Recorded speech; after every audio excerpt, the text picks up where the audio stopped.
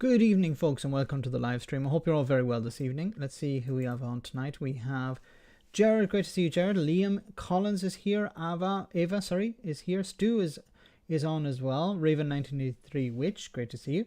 Joe Cake is here as well. Great to see you, Joe Cake. A Maxi. Great to have you on. We have 91 Leads. Great to have you on too. Eddie Wood. Wolfie. Great to see you. King Muffin. Love the name. Great to have you on. We have Chatty Rat, great to see you, Chatty Rat. Oraman is here. We have who else have we got? It's Teak 67 Teak. We have Woman of Substance, great to see you on. Hope you're well. John O'Sullivan is here, great to see you. Hugh is on. Von Nackenizer, great to see you. Young Ralph here too. Hope you're well. CGM, great to see you. Hope you're well. We also have Roshin. Colin is on too. We have Enzo the God. Great to see you, Enzo. Rebecca is here. We have also Mark is here too. Verity, great to have you on. We also have Jason Kurt's dad. Great to have you on. Who else have we got? Tommy Gunn, great to see you. Tilly, great to have you on. Hope you're well. David McGuinness, great to see you, David. Hope you're well. Check out Indie Truck Davies channel and the two Davies. We also have another YouTuber, Daily Blase. Great to have you on. Hope you're well. Really like your videos on the select committees. Killer is here. Hope you're well, Killer. Thanks for moderating. We also have so many more. I hope you're all very well. Hope you had a good week and you're ready for the weekend. So, of course, we're going to talk a bit about Brexit, talk about what's happening with the Conservatives, and, of course, what's happening in Northern Ireland. And a little bit about Scotland, too, of course. But I want to start off with this interesting story. Boris Johnson agrees to buy £4 million 9-bedroom Georgian manor house with a moat. The 400-year-old Grade 2 listed Brightwell Manor in Oxfordshire boasts 5 acres and a moat fed by its own natural spring. Will 9 bedrooms be enough for Boris Johnson? Boris Johnson is understood to have agreed to buy a 9-bedroom Grade 2 listed Georgian manor house in Oxfordshire valued at £4 million. You know, this is the guy who was complaining that he couldn't survive, was it? on £150,000 as Prime Minister. Anyway, it goes on to say the former Prime Minister and his wife Carrie I wonder who paid for this. He's agreeing to buy it, but who's putting up the money? Is it another Tory donor? And what do they get in return? Or maybe it's all these tours that he's gone on, these speeches he's given. He's collected all this money, now he's going to buy a house with it. A little house, a little house on the prairie. The former Prime Minister and his wife have in recent weeks viewed Brightwell Manor in a picturesque village of Brightwell cum Sutwell near Wallingford. The Guardian has been told that they now made an offer which has been accepted. The house, which features its own moat, was listed for sale for offers in excess of £4 million. Wow. It is not known how much Johnson has offered to pay for the house, which is now shown as sold subject to contract. A spokesperson for Johnson said, "We never comment on matters such as living arrangements." The 9-bedroom, 5-bathroom house dates back to the early 1600s and is set in almost 5 acres of ground. Maybe he could expand, if his kids come round to visit, he might need to, 9 bedrooms isn't going to, unless they can, put in a few bunk beds there. The taxpayer is paying, says David. Maybe not directly, but indirectly, I would imagine. But yeah, thanks for that super chat. But yeah, it's likely that the taxpayer is paying in some way. The move would add to speculation that Johnson is considering running for election in Oxfordshire rather than his existing seat in Uxbridge, a marginal in West London with a majority of 7,200. So Boris Johnson, in order to stay in power, is upping sticks and moving to Oxfordshire, probably to a safe seat there. And that's what it is. Brightwell cum Sutwell is in the constituency of Wantage, held by Conservative MP David Johnston. So and it's even convenient, go from Johnston to Johnson, and the voters would hardly notice the difference on the ballot. God, with a majority of more than 12,000. It is also very close to Johnson's previous constituency of Henley, for which he served as MP from 2001 to 2008. This is the thing. Why can't shouldn't the MP be from the area? I'm completely against these carpetbaggers, this idea that you just parachute in a politician in order to win the seat. The politician should be from the area. They should know their constituents. They don't have to know everyone personally, but they should know the area. But just Boris Johnson, and this happens, it's not just in the Conservative Party, it happens in other parties as well. But it's unacceptable. You just parachute in a celebrity and then they win the seat. But how are they going to connect with their constituents? Well, Boris Johnson did sweet FA when he was, while he's MP for Uxbridge. What was Boris Johnson doing when he was MP? He was Prime Minister for some of that time, and he was wandering around the world, making a name for himself. How was he representing his constituents? And that was even after he was Prime Minister. He was acting as if he was Prime Minister. But this is for sure Boris Johnson. Oh, look, I want to hold on to my seat. I can't be bothered to actually fight for my seat and actually try and convince people to vote for me. So I'm going to move to a safe seat. Anyway, back to the property. The property, which includes a separate guest cottage, is described by the estate agent as tucked away in a fabulous and private edge of village location, at the end of a gravel drive and nestled next to the village church. The house is awash with period features reflecting both its Tudor and Georgian origins, including high ceilings, large sash windows with shutters, wood panelling, ornate corniching, open fireplaces, and flagstone floors. The marketing blurb says, of particular note is the beautiful mural painted by neo-romanticist George Warner Allen. It also has a walled garden, tennis court, that'd be handy for bringing in, your Russian friends, outside storage, and a double garage.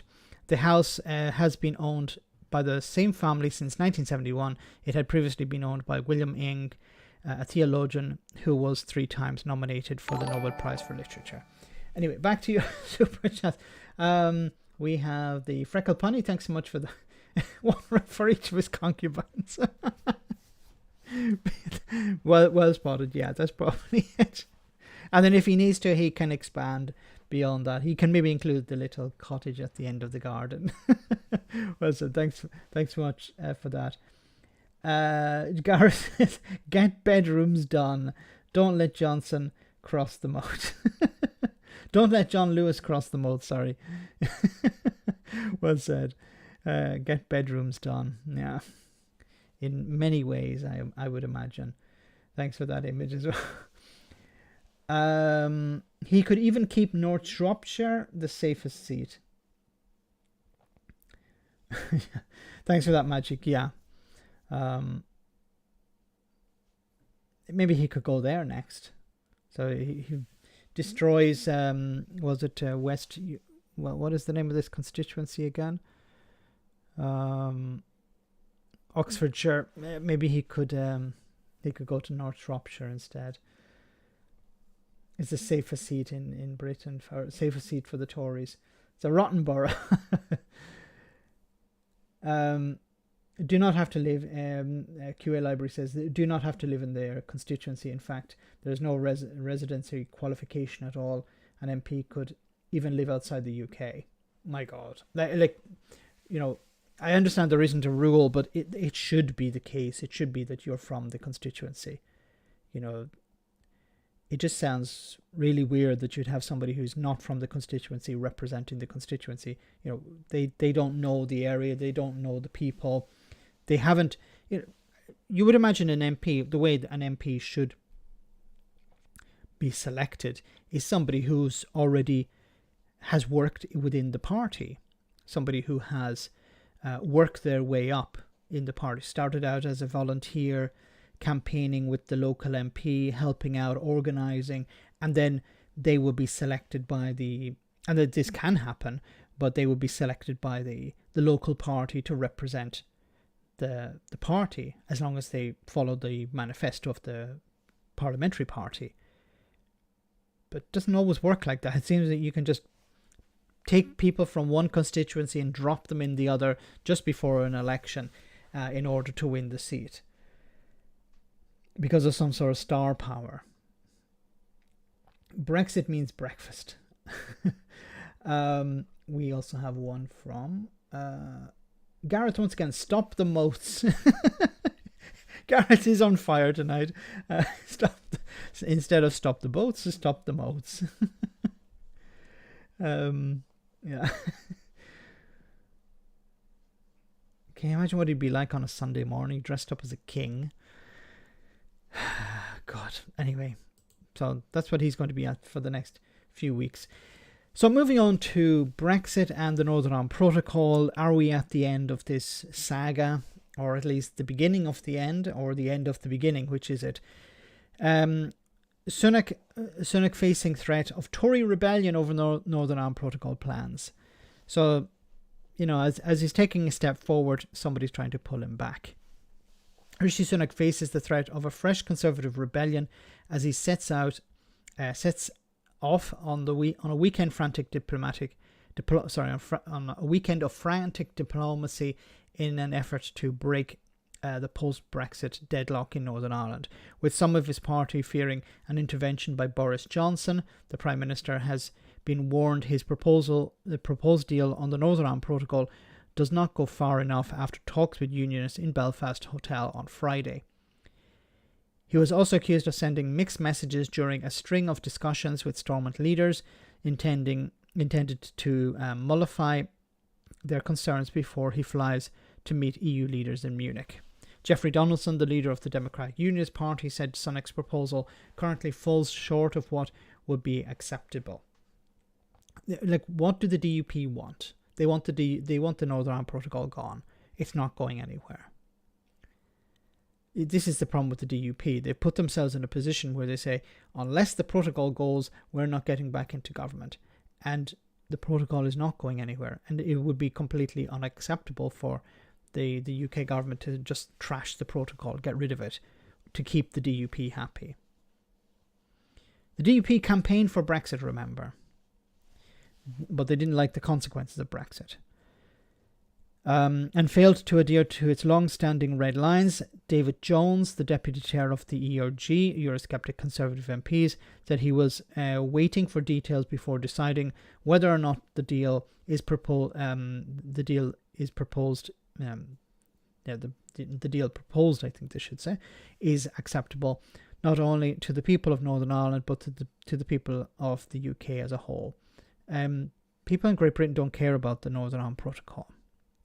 The only reason the ERG care about the protocol is because they have a sort of natural alignment, natural connection to the DUP, and they like the idea of fighting the European Union. So they see the protocol as a sort of a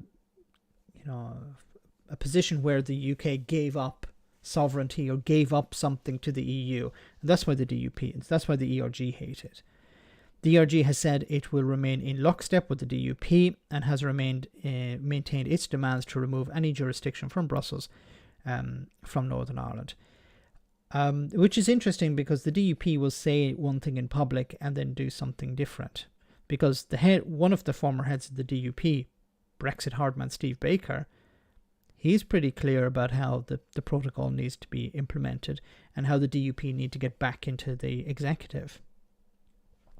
Hardline Brexiters in the Conservative Party are suspicious of concessions made by the UK and accuse the Prime Minister of being engaged in rolling the pitch exercise rather than substantive discussion. Donaldson refused to criticise any particulars of the agreement and maintained a conciliatory tone while saying the meeting, which ran over 15 minutes to more than an hour, led to progress.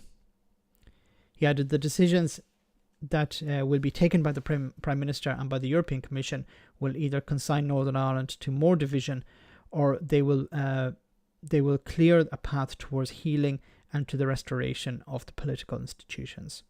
Which is interesting because he's no longer saying the protocol needs to go. So I think, lockstep or goose step, a good point, or a man. It's interesting that Jeffrey Donaldson, who has said before, the protocol has to go. We're not getting back into the executive until the protocol is gone.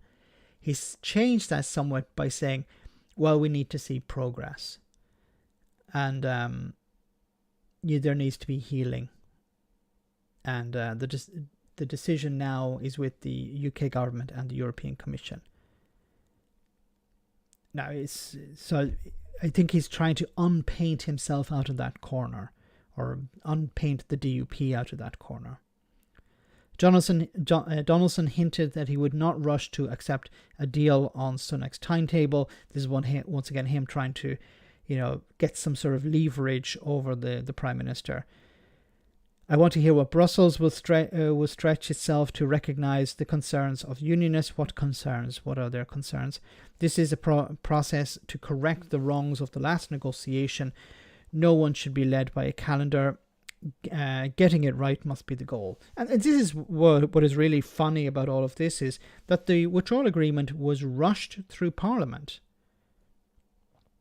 Ian Duncan Smith voted, I think he was the one who tabled a motion to get the withdrawal agreement rushed through Parliament so that MPs couldn't read it. And his excuse was, well, we spent 3 years talking about Brexit, so we don't need to have a debate on the Northern Ireland Protocol. Well, it was the withdrawal agreement at the time, the oven-ready deal, which contains the protocol. And now we better go slowly. Okay.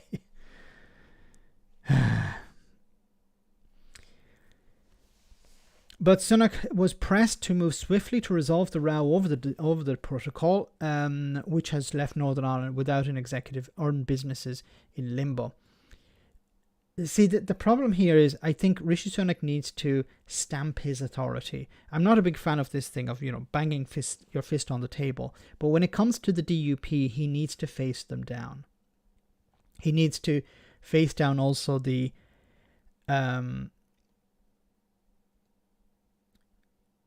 no debate on the TCA. Many never read it. Yeah, there was no debate for that either. Both the withdrawal agreement and the TCA were not presented to Parliament for Parliament to debate or to scrutinise. They were rushed through as well. In the European Parliament, there wasn't a rush. They took their sweet time before signing it.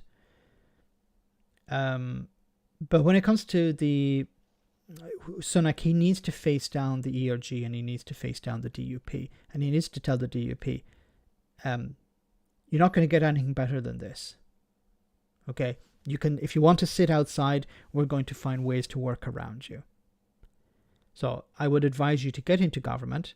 We can pretend that we've given you something, but you need to get into government, because we can't continue like this. That's what he should be doing. So you have no control over me. You have no levers. You have nothing on me. I don't need you. And the ERG, when it came to supporting the union or supporting Brexit, always chose Brexit. So I wouldn't rely on the ERG too much. They will say something in public, but they won't put their money where their mouth is. So this is what's on offer. Take it or leave it. And if you leave it, then we're going to make your life hell. That's what I would do. What has he got to lose? The DUP want to get their high-fat offal tubes from Great Britain. Yes, sausages. Well said, Magic. Yes, the DUP. I call them English cosplayers. They think they're British. They want everything. They want to appear as British as possible, but they don't.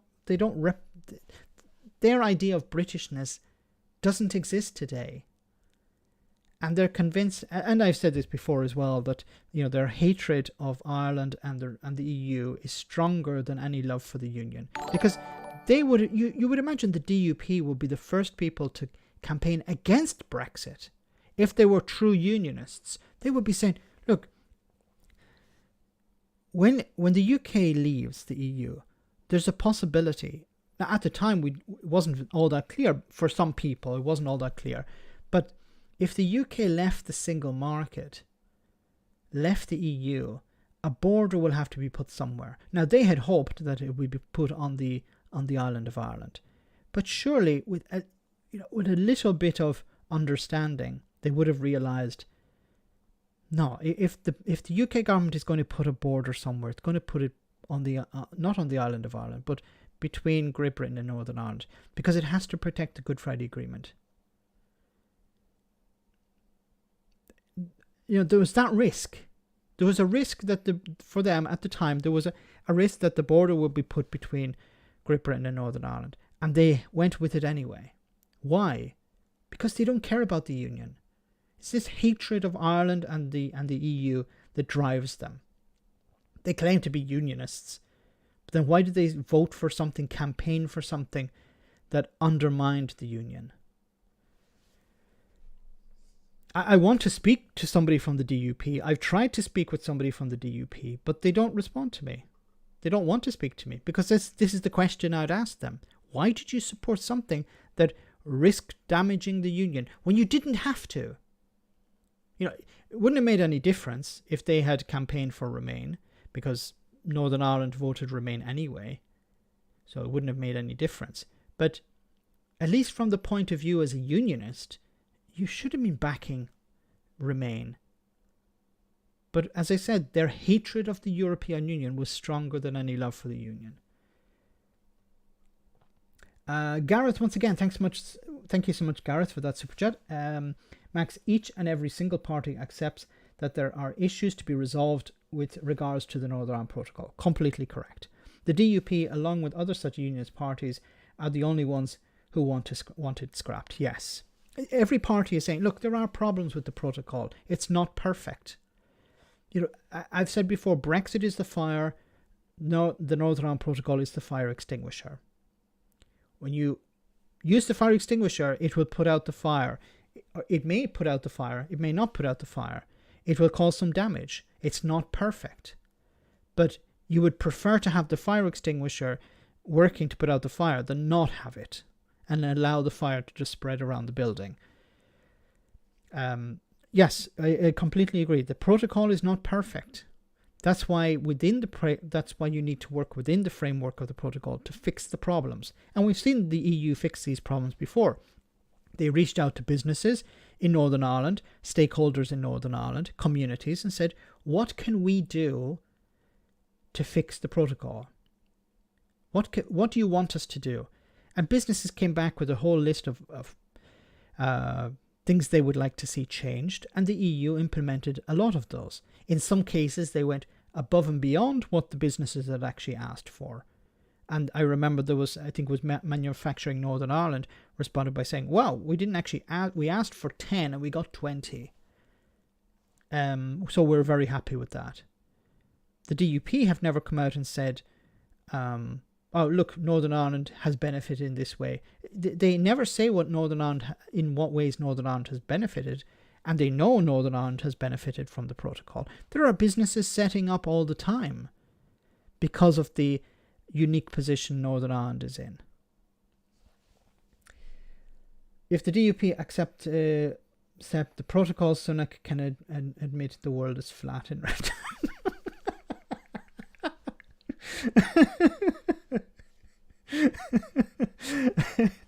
Well said, Corey. Oh my goodness. Well, the DUP are of the same ilk. Yes. The former head of the DUP before Donaldson was Edwin Poots, who believed that the Earth is between 6,000 to 10,000 years old. He's a young Earth creationist. So, the dinosaurs were invented by the devil to test his faith. Oh my goodness. Yeah, we'll accept the protocol, but you have to accept that the Earth is flat. Okay, the Earth is flat. It's a new Tory UK government policy from 12 o'clock tomorrow that the Earth is flat. Why? Well, to keep the DUP happy. Oh my goodness, yeah. Moving on. Well, sticking with, and I want to cover this video first from Sky News. Make this a bit bigger. A low profile, the Prime Minister slipped in and out of Northern Ireland quietly and had time to reflect on his flight back to London. We have not got a deal yet. That's why both the Foreign Secretary and I, but also the Secretary of State for Northern Ireland, will continue talking to the European Union to try and find solutions to protect Northern Ireland's place in our internal market and the Belfast Good Friday Agreement, resolve the practical issues and address the democratic deficit. He'd met parties in a hotel. I presume he's talking about the lack of an administration in Northern Ireland. Overlooking the Irish Sea, where unionists don't want a border, and behind closed doors attempted to reassure the DUP as talk of a deal with the EU intensifies. We have not yet seen the final text of an agreement. Clearly there will be further discussions between the UK government and the European Union, but I think it is safe to say that progress has been made across a range of areas, but there are still some areas where further work is required.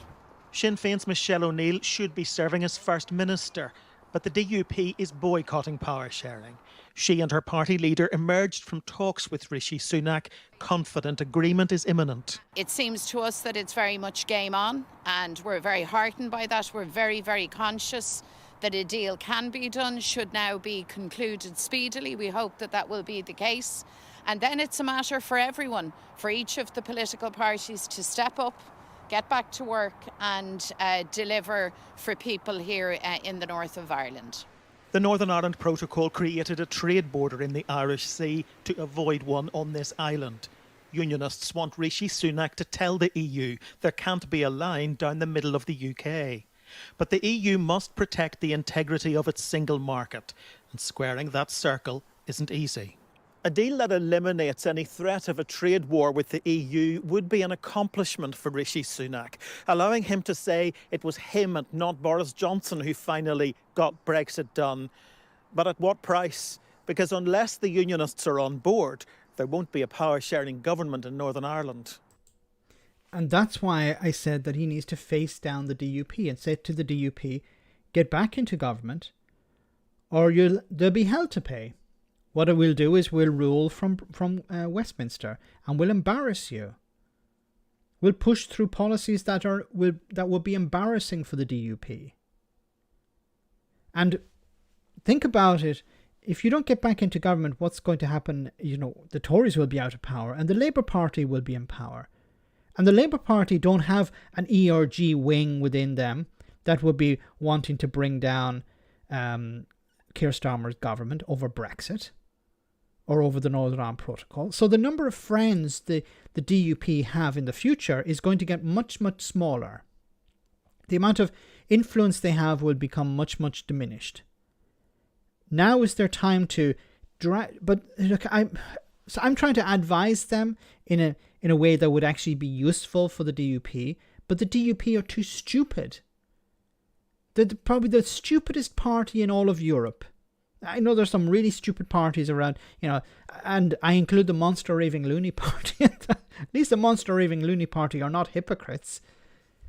They have much sounder policies than the DUP have, but the DUP have to be the stupidest party in Europe. And expecting them to take a step back and go, maybe this is an opportunity for us to get something at the end of the day. To claim some sort of victory. I have a feeling that they'll end up scoppering it as well. Gareth, thanks so much for that super chat. We've not We've not yet seen the final text of any agreement, Donaldson. I'm sorry, but is he talking about the Northern Ireland Protocol, the open ready deal? Yes, look, there is no deal.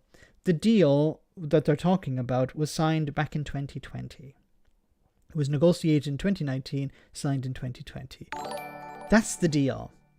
And what, we've been going around in circles for 2.5 years, 3 years now, where you have the EU saying, you didn't implement this thing that you signed, and the UK saying, just give us more time. And then on the other side, you have the DUP saying, don't implement that.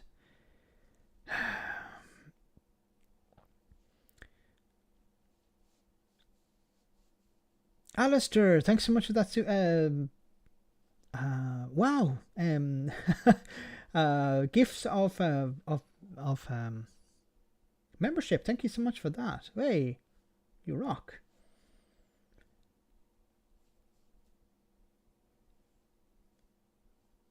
Alistair, that's amazing. Thanks so much for doing that.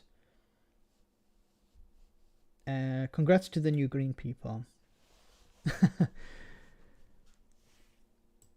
With the Prime Minister in Belfast, the Foreign Secretary, James Cleverly, has been in Brussels. European Commission Vice President Maros Sefcovic said they had a constructive meeting. Rishi Sunak will be on the road to Munich next for talks with EU leaders at a security summit. This burst of diplomatic activity, a clear signal that the long journey of negotiation may soon be over. And this is, I think, what Rishi Sunak wants to do. He wants to have this done and dusted. This will be a massive win for him politically, to go, oh yeah, look, I've, fixed this Northern Ireland Protocol problem. By actually doing what we were told we agreed we would do, because that's what it will come down to at the end of the day. Whatever changes happen, they'll be within the framework of the protocol, and the protocol is designed to allow changes to take place. And if the EU say, look, why let's agree to do this, to apply this change, okay, we're going to do that, and the UK and both sides agree, yeah, we'll go with that, and it will be sold to the ERG, and it'll be sold to the DUP as Rishi Sunak going to Brussels, coming back with a deal, facing down the EU, telling them what to do, and the EU will go, yeah, okay, whatever. say whatever you need in order to get the job done. And that's how it always is. Political posturing. As we saw here in the interview, the DUP said there's progress being made, and I think maybe there are some people, the less insane people within the DUP, the Democratic Unionist Party, who say maybe we should do something about this, because this is actually harming us politically. Because the longer Stormont is not operating, long as the executive is not doing its job, it's harming us politically. And there are people who are struggling to pay their bills at the moment. They need money from the state. There are issues about the healthcare, about the NHS in Northern Ireland, and these things have to be resolved through the Northern Ireland executive. And if it's not sitting, it's more difficult to resolve those problems. So the DUP are taking flack over that. And I think some of the less insane people will say, yeah, we need to be a bit more pragmatic, and we need to get back into this, because it's not worth it anymore. We can try and claim some sort of victory over Rishi Sunak and the EU. Maybe that will help, which is pretty pathetic, isn't it? This is about the implementation of the protocol. Yes, the protocol has to be implemented. You can tweak it here and there, but at the end of the day, it has to be implemented. And the UK government has agreed to implement it, no matter what the Brexiteers have to say. Anyway, let's move on. I want to talk a little bit about Scotland. So, as we know, this week, Nicola Sturgeon has resigned, and that means that a successor will need to be found, and we'll get to a little bit more about that later. But some people are trying to capitalize on the problems facing the SNP at the moment. Scottish Labour leader attacks tired and arrogant Sturgeon government. So he's smelling blood. The Scottish Labour leader, Anna Sanwar, has launched a detailed attack on Nicola Sturgeon's record as he moved to exploit the SNP's disarray after her resignation. Sanwar told Labour activists and MSPs, activists or activist? I know I'm joking, but there are not that many Labour supporters in Scotland. Okay, maybe things will improve for them in Scotland. I don't see them replacing the SNP because you're not offering something. And look, I'm going to put my neck out here a bit, but I have a feeling over the next few weeks, things are going to be a bit turmoil. There'll be a lot of turmoil within the SNP. But if they can come up with a decent candidate, a decent new leader, things will go back to normal. So they will be able to, because the goal, whoever takes over has to be a bit like Nicola Sturgeon and say, we need to focus on independence. That's why we exist as a party. We have to bring both. There are people on the left within the SNP. There are people on the right, people in the centre, people who want all sorts of different things. But we need to have them focus on independence. That's what we exist for. Once we get independence, people can do whatever the hell they want after that. But our goal has to be independence. And you need somebody who, for example, John Nicholson, I think would be a wonderful leader. But he's an MP, and I don't think you can be leader if you're an MP. You have to be a member of the Scottish Parliament. Somebody can correct me in the chat about that if I'm wrong, but I do believe the requirement is to be a member of the Scottish Parliament. John, I think, will be a wonderful First Minister. I think he's the shadow Culture Secretary at the moment, but forced to be reckoned with, a wonderful politician.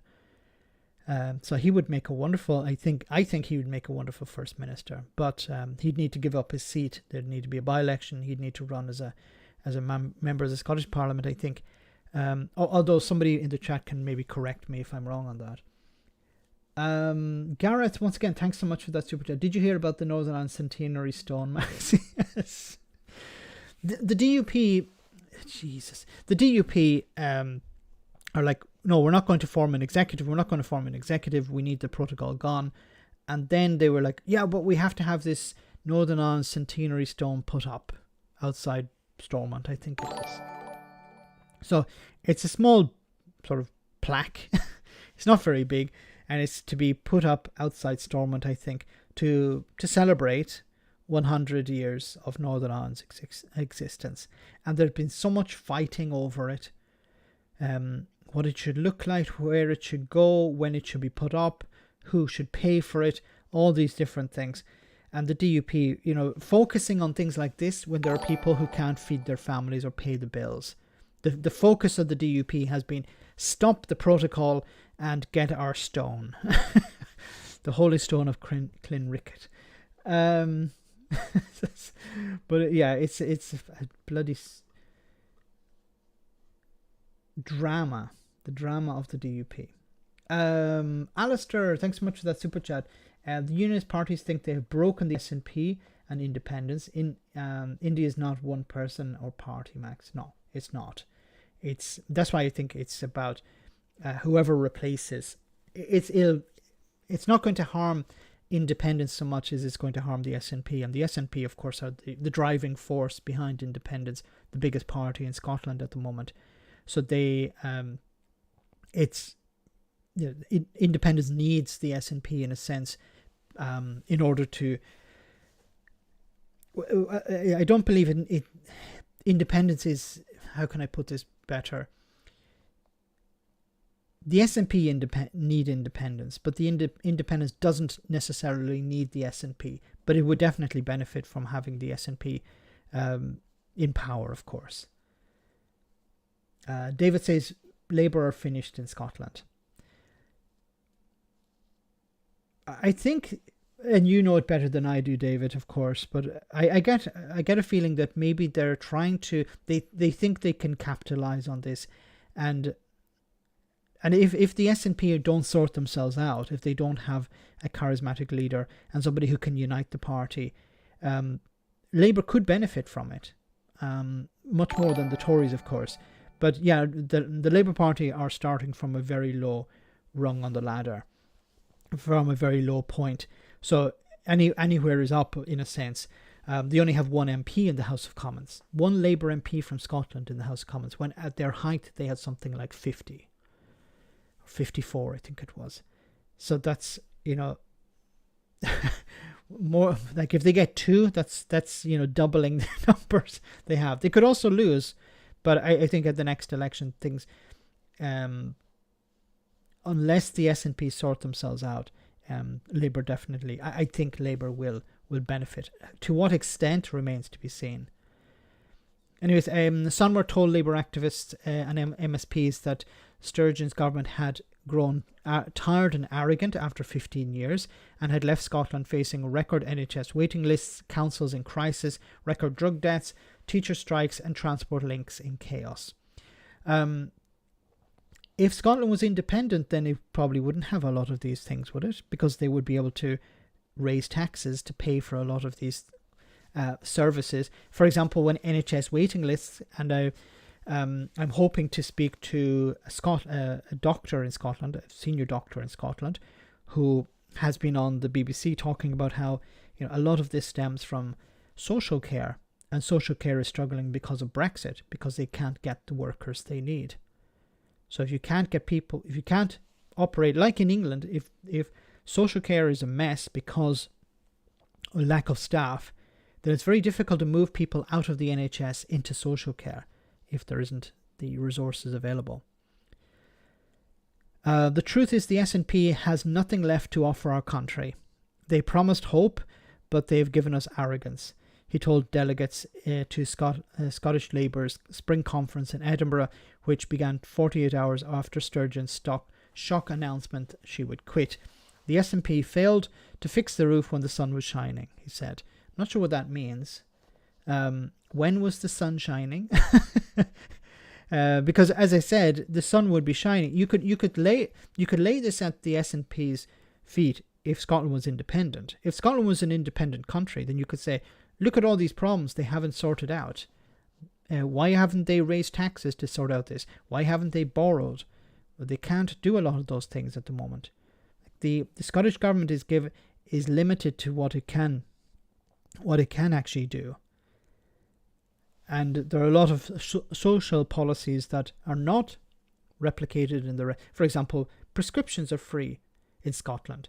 Something you never hear about in the media. Why don't BBC UK talk about how in Scotland prescriptions are free? That's a cost for the exchequer, for the government in Scotland. Would the Labour Party be suggesting they get rid of that because it's a cost? I don't know. Will they keep it? As senior SNP ministers prepare to launch their leadership bids over the next few days, Sunwar directly attacked the record of those expected to stand, a clear signal Labour believes Sturgeon's departure offers an unexpected opportunity to reverse 15 years of decline in Scotland. Now, see, the only way you could win back is if you present something different. Slogans and attacking the SNP I don't think is going to work. You need to provide the public with something different. What would you provide them with? Because if the budget is always going to be the same, you're just going to spend the money differently? Because you're not going to be able to do anything different than the SNP can do. I've never been as confident as I am today that change is possible, that Labour governments are possible, that our opponents' time is up, Sunwar said in a speech hardened up after Sturgeon's resignation. He accused Hamza Yousaf, who is expected to stand, of being the health secretary who has delivered the longest waiting times in our history. Angus Robertson, the bookmaker's favourite, he described as an Air Miles culture secretary jetting around the world while cutting services here at home.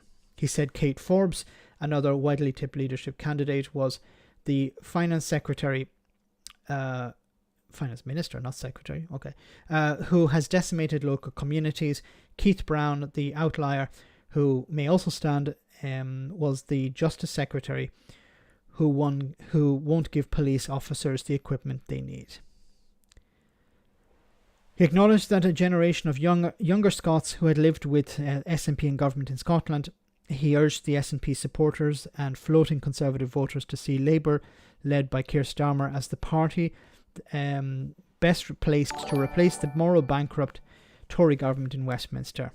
We know, okay, but what's that going to do for Scotland?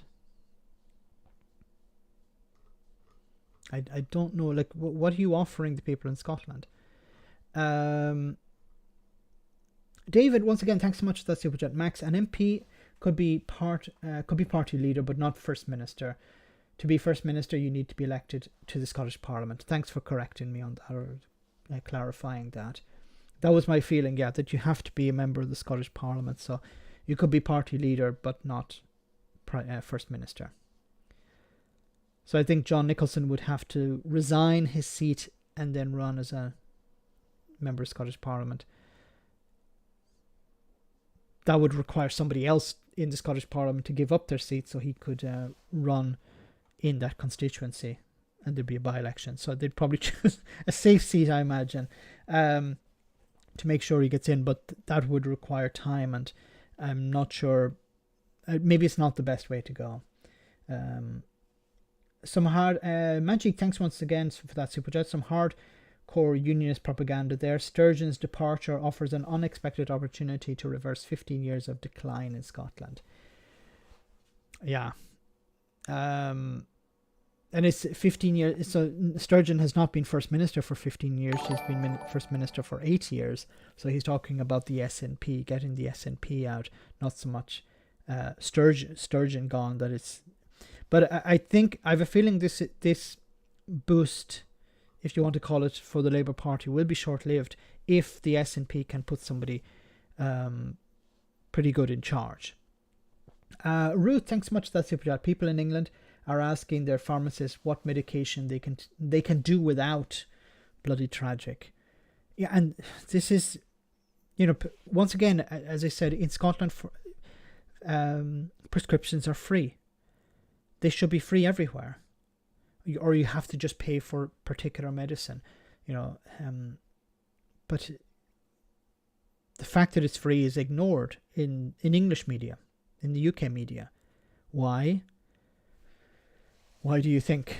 And it's a tragedy that people have to ask that, what medication, here's my prescription, what can I avoid taking? What do I really, what can I ignore? What if Ian Blackford became First Minister? I think it'd be, I like Ian Blackford, but I think it'd be better somebody a bit younger. I think a younger person move to represent, the younger people who are supporting the party. Nothing against Ian Blackford, but I think it'd be better a younger candidate.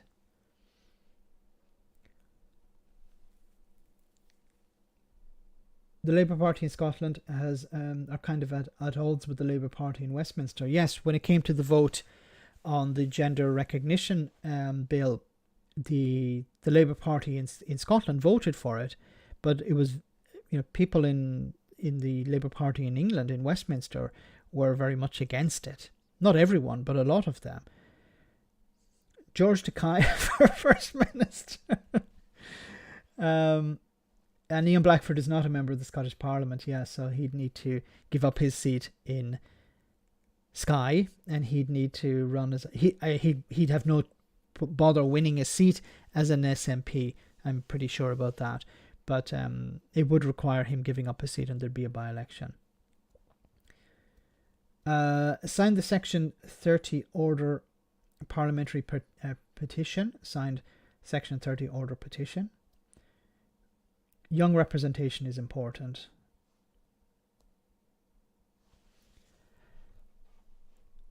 So this is, oh my God, we're going over the time for our break. So I'll come back to that in a moment. I just want to share with you a funny video, and then we'll be back in just a second with the Scottish stuff. Hope you enjoyed this. Sorry, buddy, you're going to have to leave the property right away. What's going on? This house has been designated for gentrification. What are you talking about? The whole area is set to be gentrified, buddy. It recently got rezoned as up and coming, so you gotta go. No, nobody told me anything about, like... No, you were given several warnings. No, I wasn't. Yes, you were. The first one came when they set up a farmer's market in the local park. Then the barbers started doing moustache trimmings. And your final warning came when Chetty's Takeaway became a vegan gourmet bistro. I don't care. Look, I'm not going. My friends are here. My pub is here. Pub's gone, mate. It's now a bar that does doggy date nights and small cans of gluten-free lager.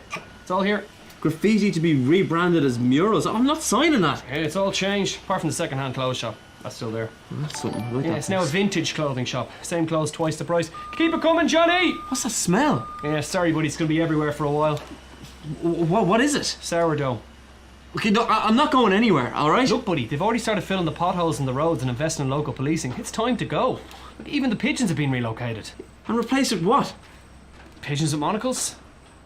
What? There's a digger coming here in 10 minutes, right? You gotta move your stuff. What, you gonna knock a perfectly good house? No, of course not. No, we're gonna make it open plan. Maybe put a wildflower garden in. Where am I meant to go? That's not my problem, buddy. I need to get 4 tech workers in here by the afternoon or it's my ass on the line. But I grew up here. This is my community. Not anymore, pal. Sorry, would you mind moving the van? I just need somewhere to park the old cargo bike. What? Wow, this place is vintage. Could I get a snap for the gram? Who the hell is this guy? Moved in next door. Wow, you seem stressed. Do you want some kombucha? Some of the community WhatsApp group is giving away to Scobie. I'll leave. Yeah. Yeah. That was very good. Oh my goodness. Moving on. So true. Sweeney calls for end to SNP divisions after ruling himself out as leader. So John Sweeney, deputy First Minister of one of Scotland's National Party longest serving senior figures, has called for the party to unite and focus on concerns of mainstream voters as he ruled himself out of the contest to replace Nicola Sturgeon. Sweeney, who is widely respected among SNP membership and was its leader 20 years ago, said the party needed a fresh perspective after Sturgeon's shocks resignation on Wednesday, encouraging leadership candidates to anchor the SNP to the mainstream of Scottish politics. He told BBC Radio Scotland's Good Morning Scotland, "We've got to keep ourselves very, very close to the priorities and the issues that matter to people in Scotland. Independence cannot be some abstract concept."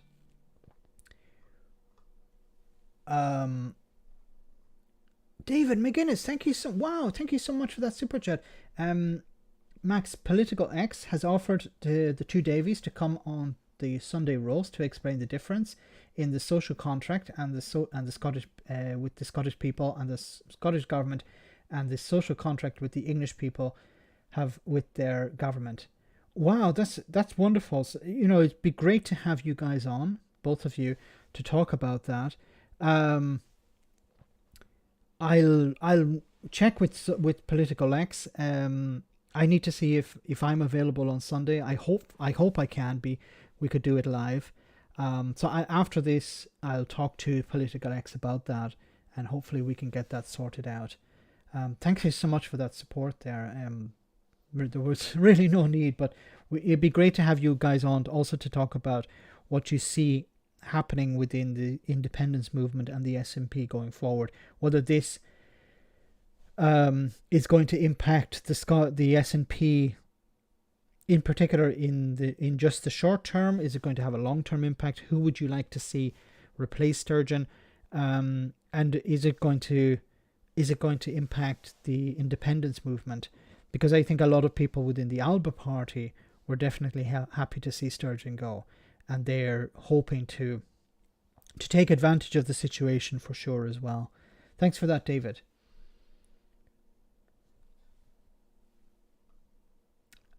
We also have Alistair. Thanks so much, Alistair. Don't think anyone has put hat in ring yet. Got to go next Friday. Yeah, so I think it's going to be a few days before we actually see any real candidate step forward. And I think we can pretty much rule out anyone who's an MP. So a lot of the big names that are famous, in the rest of the country, in the rest of the UK, will be able, they're not going to be really contenders. It's going to be MSPs. For example, Kate Forbes, I think is somebody who could be a charismatic leader, but she has some baggage when it comes to women's, when it comes to abortion rights, as far as I know. So this could be an issue if she became. Does she represent? She's a young person, but does she represent the ideals of young Scots? She could be in conflict with them over this. The younger population are much more moderate, much more left wing, and she may appear a bit too much to the right or to the centre for that. But but we'll have to see. Asked about the divisions within the party caused by the recent gender recognition changes, which have been blocked by the UK government, Sweeney said unity was absolutely critical, adding, when the party has been united, we've actually achieved phenomenal results for our party and for the people of Scotland.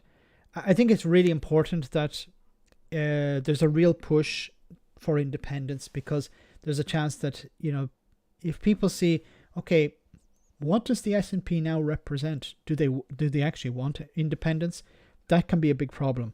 So it's important that independence remains the front and centre, and this is it's not just necessary to keep the party on board and members of the party on board, but also the constituents. Bertie for president. Towers, thanks so much for that.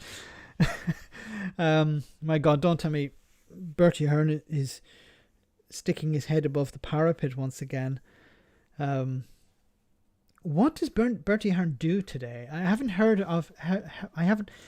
I've heard about him recently, and then I hadn't heard about him for 10 years. What is he doing? Has he been writing a book? UBI, yes, the Universal Basic Income. Hopefully the future SNP will support that as well. I've heard that it's been rolled out. It's planned to be rolled out in Scotland and Wales at the moment, but I don't know. I haven't heard any results from that, how it went. Anyway, let's move. Just one final thing here on Scotland. The race to replace Nicola Sturgeon is the talk of the town here in Stirling. Minds already focused on who the runners and riders could be.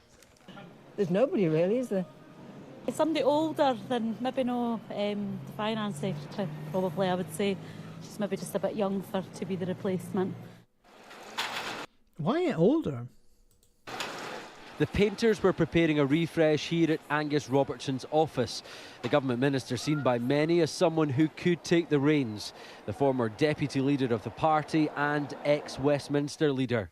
Others rumoured to run include the Finance Secretary Kate Forbes, currently on maternity leave. Health Secretary Hamza Yousaf is considering his bid. Justice Minister Keith Brown could be a contender. Whoever it is, they will face an independence movement, which is stalled. We will continue to set out that clear vision of why we need it, and support will continue to rise. But you've now lost the figurehead of the movement. The independence movement is bigger than any one person, and it's bigger than any one political party. Navigating SNP splits on the Constitution are not the only issues facing the new First Minister. They'll be forced to tackle the rumbling row over gender reforms, an NHS in crisis, public sector strikes and drug deaths, which are the worst in Europe. Anybody can stand who's a party member, and all members will be able to vote. And I look forward to a contest. There hasn't been a contested election for the leadership of the SNP since 2004.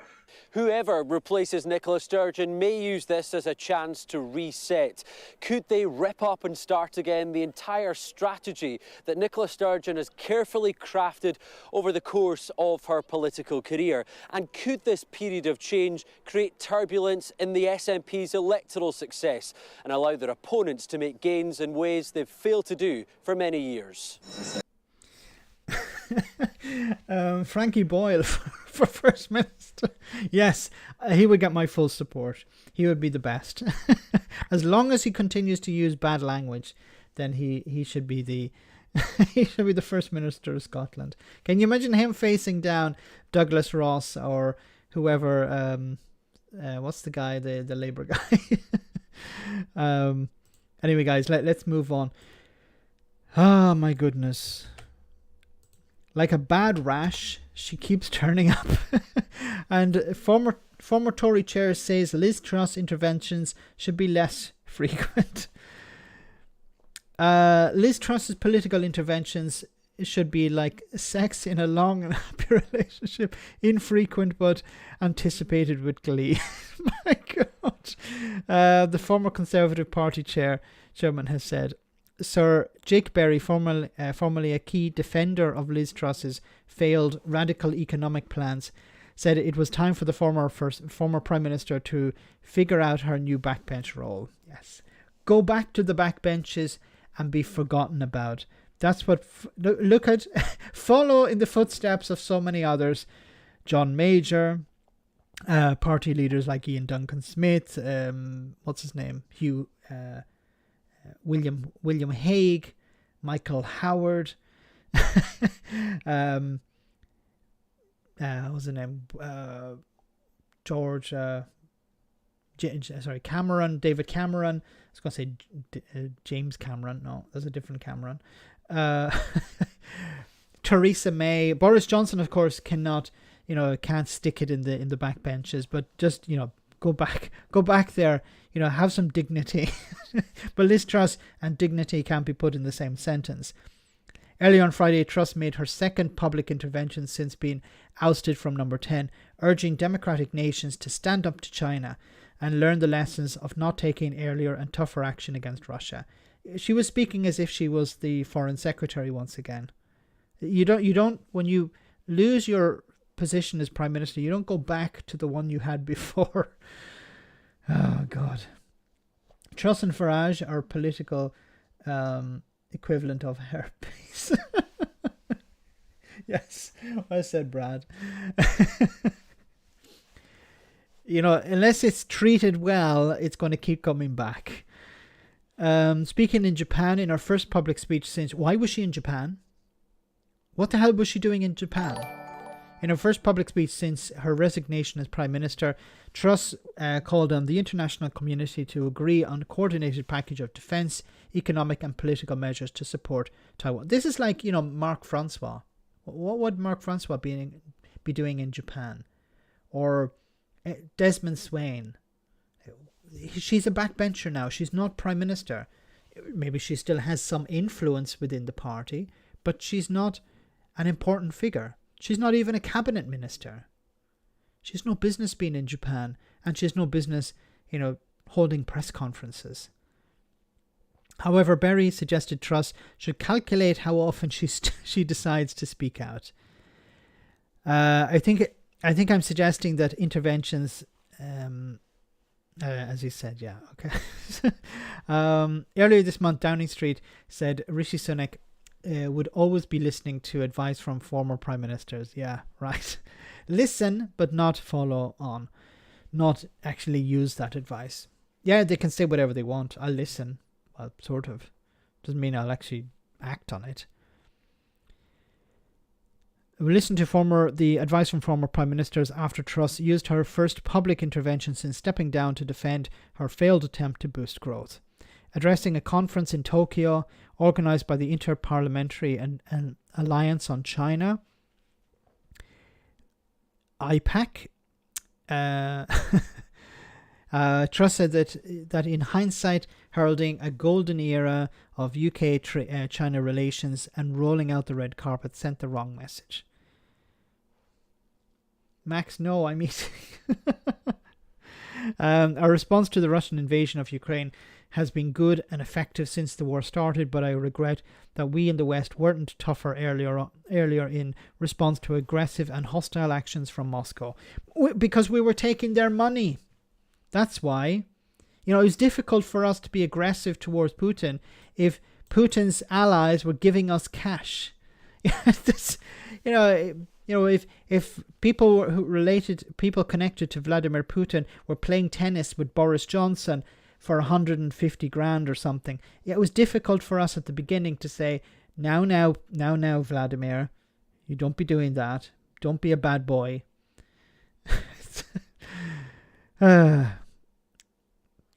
So when it comes to China, a failure... and look, all China needs to do... Look, let me read this and then I'll explain.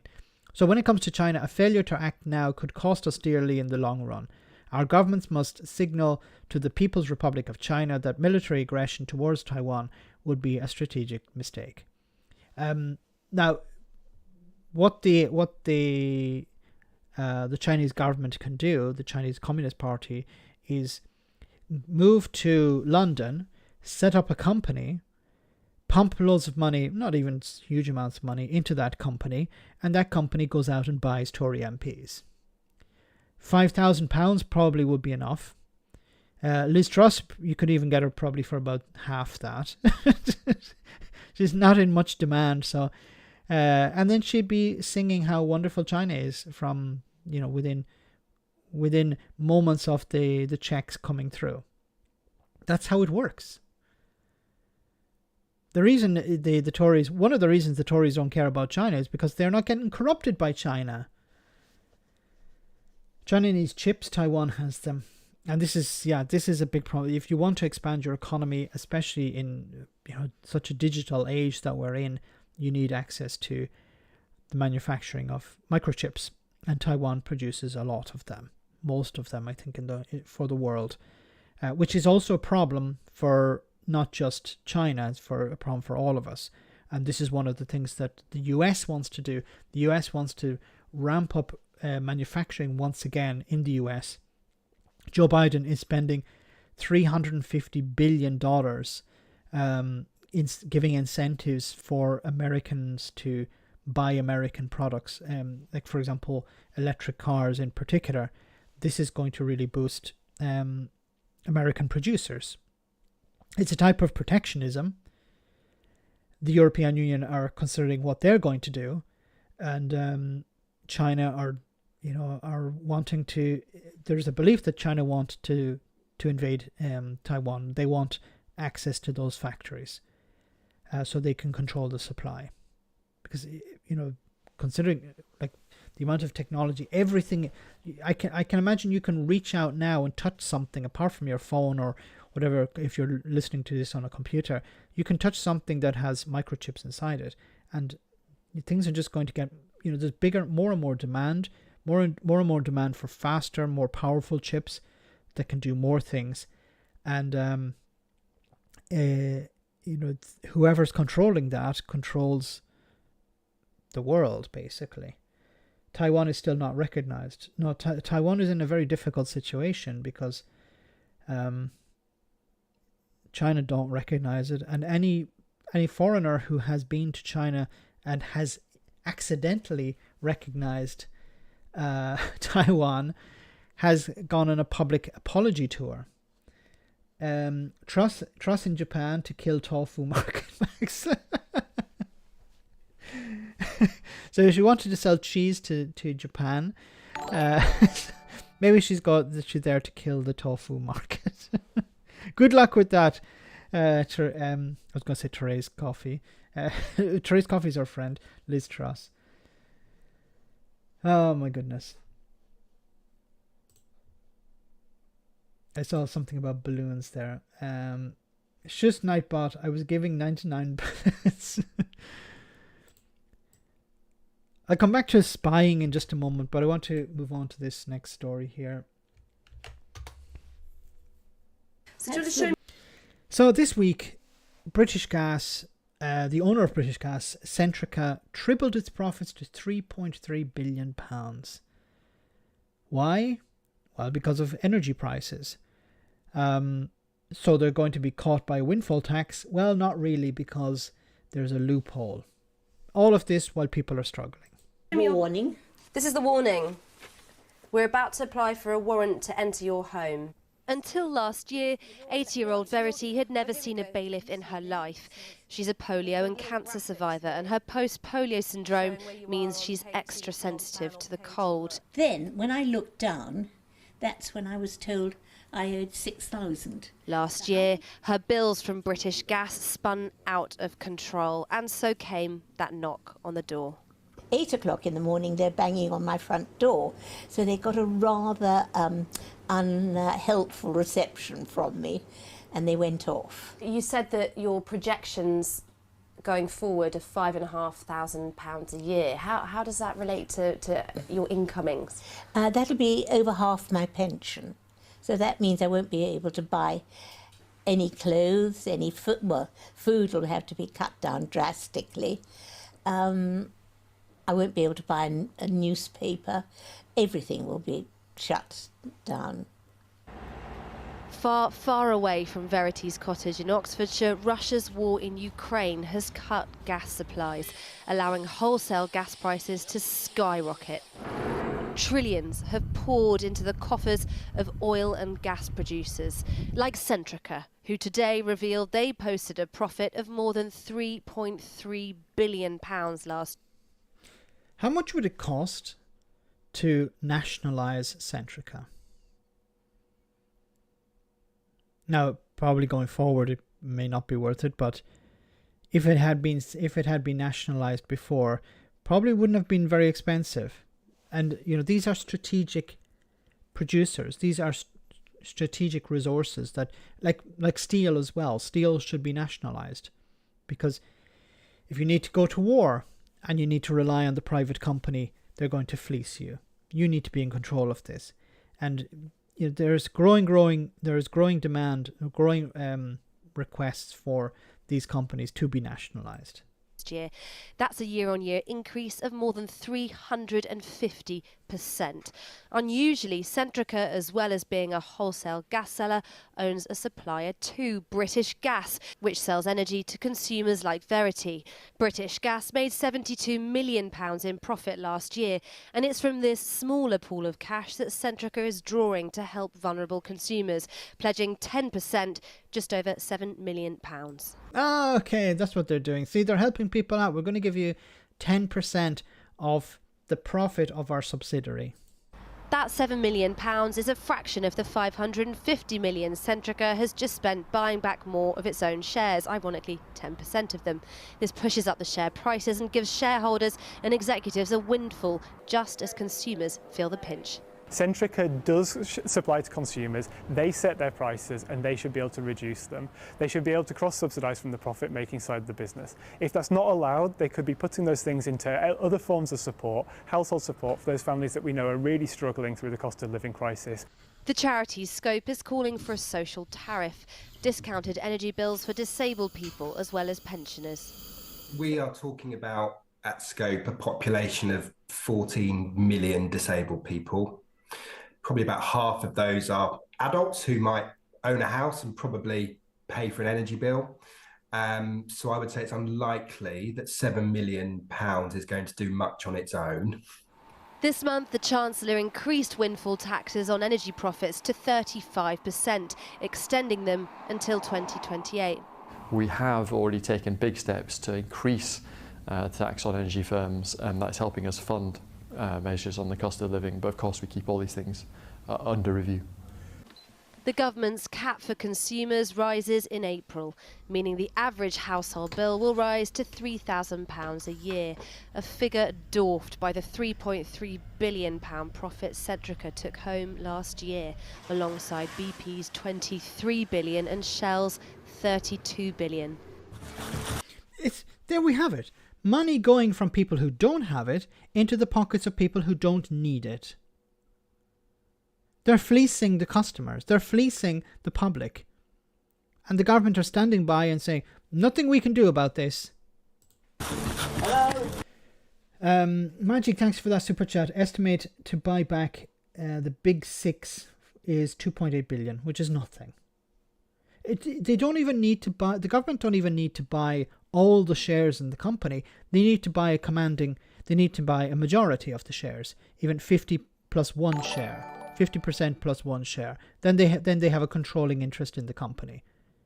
If the other shareholders are very small and there's numerous, they could buy a majority of the shares and have a commanding vote over how the company operates. But it's better to have a majority of the shares. Don't have to buy all, but you have to buy a majority. And then you control the company. The state should be doing that. And then they can say, we're going to set prices at a lower rate for consumers. That's the game, Max. Don't call it out. Thanks, Magic, as well. British Gas or gas supply, we're here with a court warrant. Centrica's British Gas found itself in hot water this month after footage emerged in the Times of bailiffs forcing their way into people's homes to install pay-as-you-go meters. The company said it would stop it happening since, but the uncomfortable optics linger as their own balance is bolstered by the spoils of war. Amelia Jane reporting. Well, we approached Centrica for an interview today, but we were told that no one was available. I am, however, joined now by the Labour MP Darren Jones, who chairs the Business, Energy and Industrial Strategy Committee. Darren is amazing, wonderful guy. He's amazing when he holds these people to account. I've covered him before on the channel. Jones, good to have you on the programme. Do you wish you were working for Centrica or one of its major shareholders? Well, it sounds like it would be a good day for their bank balances, but not a good day for the vulnerable customers who are not able to pay their energy bills, who in the last few months have had forced entry into their homes. And of course, for the people in Ukraine suffering from this war that's resulted in these excessive, unexpected profits in the first place. I mean, as Amelia pointed out in her report, Centrica is a weird company, isn't it? Because it does gas extraction and it also sells the stuff to us through British Gas. They say that they've only made £8 after tax from each consumer in excess profits. But of course, they made a ton of money from getting this stuff out of the ground. Yeah, profits are profits. And let's be clear, British Gas and other energy companies have also been given huge subsidy from us taxpayers. We've had to take on enormous amounts of national debt in order to cap the average price that we pay in our energy bills. What that means in practice is that the Chancellor of the Exchequer has given huge amounts of money to energy companies who have then made profits on their own gas extraction and power generation, are then claiming poverty, but actually giving money to their shareholders with excess money, buying back their own shares because they don't know what to do with it. That should be going to help their vulnerable customers, to write off the unpaid debts that poor people are unable to pay, and quite frankly, to go back to the Chancellor of the Exchequer via an effective windfall tax. How is this not a transfer of wealth, of money, from the poorest in society to the richest in society? Right, so the solution that you're focusing on is to increase the windfall tax, because they're already paying, I mean, they said they'll be paying £1 billion over the next few years in windfall tax. You're saying that's not enough. Well, how many billions have they had from us taxpayers in order to cap the price of the energy bill? I mean, part of that has to be recovered from the unexpected excess profits these companies are generating. That's the whole point of a windfall tax. And look, companies can either choose to act responsibly morally and ethically in their own right and reuse their profits to help vulnerable customers without the state getting involved, but they seem to be refusing to do so. And so surely the only thing that can be done is for ministers to legislate for an effective windfall tax. There's another solution to this, of course, which is advocated by many people on the left of your party, which is to renationalize these companies. They are, essential to our, daily existence. They should not be in private hands. They should not be subject to usual market rules. They should be run effectively by the government. Well, the problem that the energy companies have is that since privatization, all of the different bits of the business have been split up. So the profitable bits of extracting gas and producing power for most businesses, other than Centrica in the way that we're talking about today, has been separated from the energy supply companies who we all get our bills from. All of them have been loss-making. And so actually to nationalize the energy suppliers at this stage wouldn't actually redistribute the profits that are being felt by the energy generators, which is Centrica, but also BP, Shell and others. But that's what's happened in other countries in Europe, like France, for instance. They've renationalized the energy companies. And energy inflation in France is, I think, 6.2%, a lot lower than here. Well, in France, the companies were already largely owned by the state. They just increased their shareholding because otherwise those energy companies would have gone bust. But look, I think the point of your question is legitimate, which is we've been given huge amounts of taxpayer subsidies to energy companies, which we've had to borrow as even more national debt on top of a very heavy debt burden after COVID and many, many years of economic failure by the Conservatives. And then what are we getting in return for that when companies are making enormous profits and not helping their own customers, but asking us in the Treasury to give them even more money to help those vulnerable customers? They should be using these profits to help their customers, to write off unpaid bills that poor people can't afford to pay for, and to give money back to the Treasury that it's already had as part of its contributions. Well said. Well said. I'm a little bit disappointed that he's not supporting nationalisation. I do think it would help a great deal with bringing down energy bills. As I said, it's not necessary for the government to own the entire company, but they could buy up the most profitable parts and then the unprofitable ones. Anyway, guys, let's moving on. We're almost at the end of the stream. I just want to cover this last bit here. What do you think the... So it says here, Chinese surveillance balloons are not just a bilateral US-China issue, tells Sky News, adding that the number of balloons is a wider concern. The internal workings of the Chinese government, what are they saying about this, the fallout from the balloons?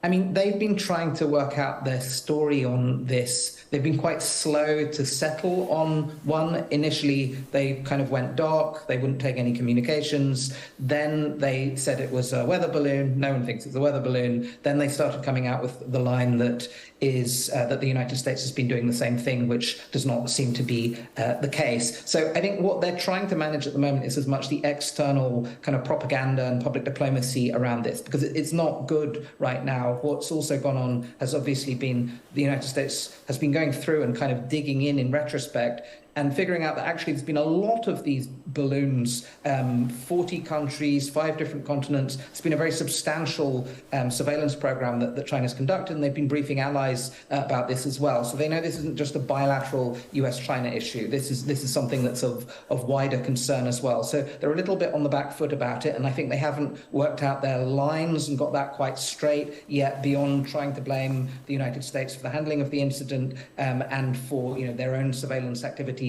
different in nature though they are. It's interesting how the Chinese government would say, "How dare you shoot down our spy balloon? I mean, our you have spy balloons too." It's like, and let's hope we don't go to war over balloons. And why is it these balloons are something that's just happened now? This is something I really don't understand. Had anyone mentioned spy balloons back in 2022 or 2021 or 2020 or any time before that? No. There seemed to be something new. Like, balloons themselves have been around for hundreds of years, but but these balloons have just appeared in the last couple of months. Have they existed before? Really, is this some sort of Nelson Mandela theory? I forget how it goes, but this seems to be something like these. Did these balloons actually exist before? These type of spy balloons? And spying with a balloon sounds really backward. Sounds like a very old way of doing things. I don't know. Will it be blimps next? Airships? They're UFOs. Well, UFO just means unidentified flying object. It doesn't mean aliens, okay? But it could be aliens. The aliens haven't been ruled out yet, I don't think. But anyway, even if it is aliens, we're not approaching it the right way. Shooting them down. We should at least be a bit more, I don't know, diplomatic. Try and reach out to them, find out why they're here, what they want. Because, imagine if we had sent a probe to Alpha Centauri and the first thing that happened, it was shot down. You'd be like, hostile. Maybe we should send bigger probes next time, or we should send an armada. I don't. So, guys, we're almost at the end of the stream. I want to say thank you so much to everyone. Oh, David, just before the end, 99 spy balloons flying in the summer sky. Really, it's getting out of hand, isn't it? So, guys, I want to say thank you so much for everyone who came on tonight. Thanks so much for the super chats, especially David. Thank you so much for that. And I will speak to Political X after the show about setting up a Sunday roast with you and the other Davey. Talk about everything Scotland related, independence and the SNP. Be great to have you guys on. And thanks to everyone who came on. Thanks for smashing the like button, guys. If you didn't already, smash it on the way out. And I'll see. We have some new. I wanted to say we also have some new members. So if you'd like to become a member, I've uploaded a few members only videos. So I hope those were enjoyed. And that will be the plan going ahead for the time being. So I'm going to upload some videos just for some members. And a special for having that access. And you also have access to Discord, which after the show tonight, after the live stream, we have a chat on Discord too. So before we finish, we have our one for the road. I hope you enjoy this. And if I don't see you next on Sunday, I'll see you on Tuesday, next Tuesday, same bad time, same bad channel. But let's see our one for the road. So, as the new Deputy Chair of the Conservative Party, how do you see your role? Well, it's obvious. My job is to fire up the base. The base of your party or their base desires? Why not both? You said recently that your party should fight the next election on culture war issues. Of course we should. What else are we going to do? We can't exactly say the economy's good, can we? So how do you fight the culture war? Well, basically, I wake up every morning and see how many people I can wind up. I've actually got a system. Do you want to see it? Sure. Okay, so I roll some dice. Alright, that's a 4 and 5. Check my chart. That's nurses and food banks. So I say something like, nurses shouldn't be using food banks, they just should learn how to cook better. Right. And if they put a bit of lippy on, they might get a discount in shops. Wow. So, you see, it's a mix of basic common sense, disregarding all complexity and nuance, and a bit of old-fashioned sexism.